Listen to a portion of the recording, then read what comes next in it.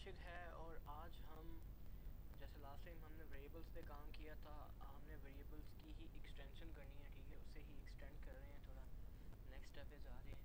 इसमें last time मैंने आपको बताया था कि जो हमने लास्ट टाइम जब वेरिएबल पे काम किया था इंटीजर पे, मैंने आपको बताया था कि ये नॉन डेसिमल के लिए है। तो जो आज हम वेरिएबल करने जा रहे हैं उसमें आप डेसिमल कैलकुलेशन भी कर सकते हैं। तो सबसे पहले तो हम अपनी वही पुरानी कोडिंग में समझाते हैं। ठीक है, सेम प्रोसेस है, ऑल्ट F11 और हम यहाँ पे आ जाएंगे। ठीक है, अब लास्ट टाइम जो हमने कैलकुलेशन की थी वो इंटीजर की बेस पे की थी। ठीक है, इंटीजर जो होता है वो नॉन डेसिमल के लिए होता है। ठीक है, उसमें डेसिमल जो होते हैं वो ऐड नहीं होते। ठीक है, अभी हम इसमें मैं यहाँ पे एक ले रहा हूँ डबल। ठीक है, डबल जो है ये एक वेरिएबल है। ठीक है, और यहाँ पे हम डिवीजन ले लेते हैं। ठीक है, जो डबल वेरिएबल होता है उसमें हम जो डेसिमल हमारे डिजिट्स होते हैं हम उनकी भी कैलकुलेशन करवा सकते हैं।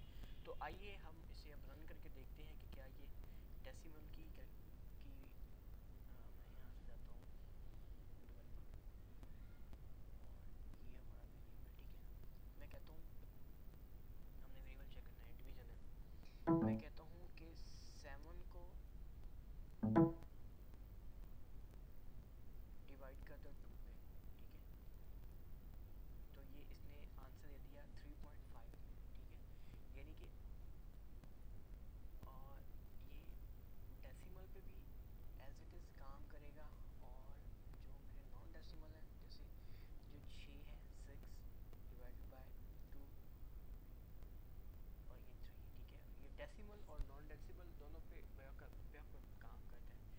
तो यही मैंने आज आपको बताना था कि जो आपके नॉन डेसिमल हैं, ठीक है, उन पे आप अगर काम कर रहे हैं तो आपने इंटीजर यूज़ नहीं करना। उसके लिए आप जो वेरिएबल यूज़ करेंगे वो डबल वेरिएबल है। तो आज के लिए इतना ही है। ठीक है, नेक्स्ट हम इससे आगे बात करेंगे। शुक्रिया आपके टाइम का, थैंक यू सो मच।